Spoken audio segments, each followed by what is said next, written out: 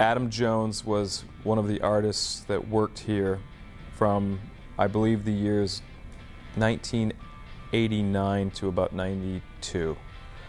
And I met Adam through another friend named Rick Lazzarini, and Adam was an effects artist at the time and a sculptor, and had a really kind of fun and brilliant take on his sculpting and mold making techniques. And so he was here for Edward Scissorhands, Terminator 2, and the first Jurassic Park. During those years, I do remember that Adam was very interested in music, and I remember very distinctly him going through a phase where he was feeling as though he had the urge to create and form a band. And he would come in with little cassette tapes and go, "Listen to this, what do you think of this?" And so he would kind of pick our brains, or we would kind of like get responses to what we thought was rather kind of cool sounding. And then there was one period of time where he actually said, "Look, I want to go off and start this band, because what should I do? I mean, I don't want to leave here." I'm like, "What are you, crazy? What could be the worst thing that could happen? You could go and try to do it, and if it didn't work out, you've got this as a career to fall back on, but you have to take the opportunity or the moment. You have to try it. You have to try." And that's exactly what he did. And he got this thing going, and then we knew that we would go to like small little gigs around town. Like he would say, like, "I'm playing here and playing there," and they'd be like cramped little places. But you saw like the response from people, and I was like, I think this is gonna turn out well for Mr. Jones. So the connection I would still hear from Adam from time to time would be for techniques, or sometimes requesting artists' help to make the videos. And they were definitely, you could tell, absolute sort of works of passion, and completely, like, extremely ambitious. So in other words, doing stop motion, doing makeup effects, techniques for this or that. So he would, generally what would happen is if he had a technical problem, he would call me up and ask me what I thought could be accomplished, and I would try to help out in that way. But I would always find it extremely fascinating, because it was another facet. It was a different world, because I was stuck in feature films and television films or commercials, and that's its own thing, and it's very exciting in its own right. But to know that there was a group of artists that are really talented making their own thing, just like putting it together and making these fantastic films, and him actually directing them for the most part, I thought that was really great. So I would do whatever I could.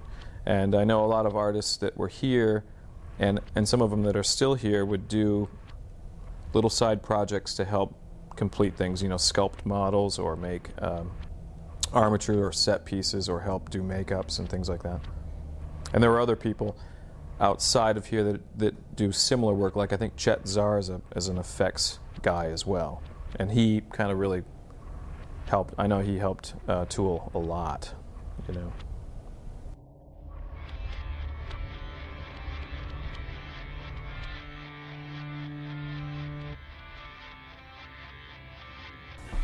My involvement in this project was through Adam Jones, and he called me to work on this video. We've been working together for 10 years now, maybe.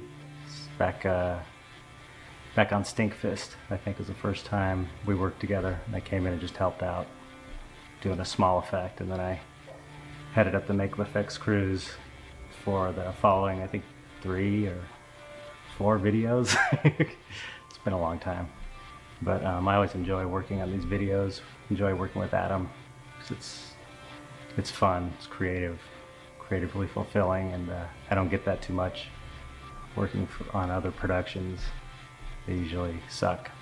90% of them, but the tool videos are always great creative fun. Well, I met Adam at a makeup effects studio. We were working on something like 1991 maybe, Darkman or Swamp Thing or something, and we just hit it off right away. So we have similar tastes. I think there's kind of a makeup effects aesthetic in a way, like a geek factor. People that are fans of genre type movies and stuff, and it goes from bad to, I think, cool, and I think we both have the cool, the cool feel. At least we both agree on, what's cool and what kind of monsters are cool and stuff. But we both, I think, are interested in similar fine art as well, like surrealism and visionary psychedelic art. And we just hit it off really well together. And we even jammed a couple times before we formed Tool. And yeah, I kind of lost contact with him for years, and then we sort of, like I said before, hooked back up around Stinkfist. He called me, and then have been working together ever since. I don't know, we just have a similar aesthetic. Seems we get together and things click right away, which you don't get with a lot of directors or artists. I don't know, we just, artistically, it's kind of instantaneous. As soon as we sit down together, we both start getting really good ideas and bouncing them back and forth off each other. It's really fun. So yeah, in this video I did some character design, creature design, environment design, just general concept artwork.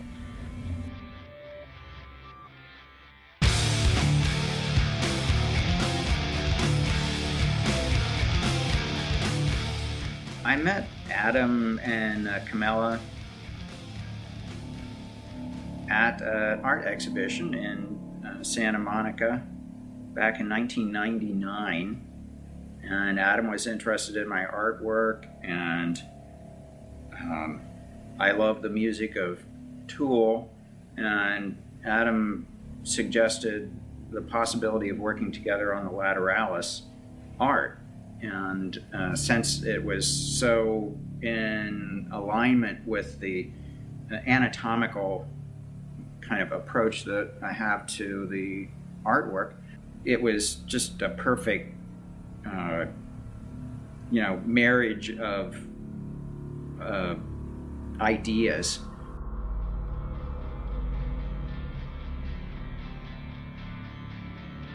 The first video I started working on was Prison Sex, the second video off of the Undertow record.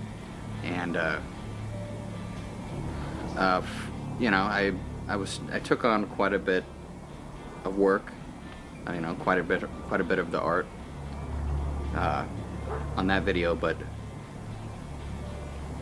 I guess that's, 5 years passed after Undertow, when the release of Anima, and then I was still living in Seattle, and Adam asked me to come down and help produce the packaging for Anima, and the video. The first video was for Stinkfist, and I came down, and it took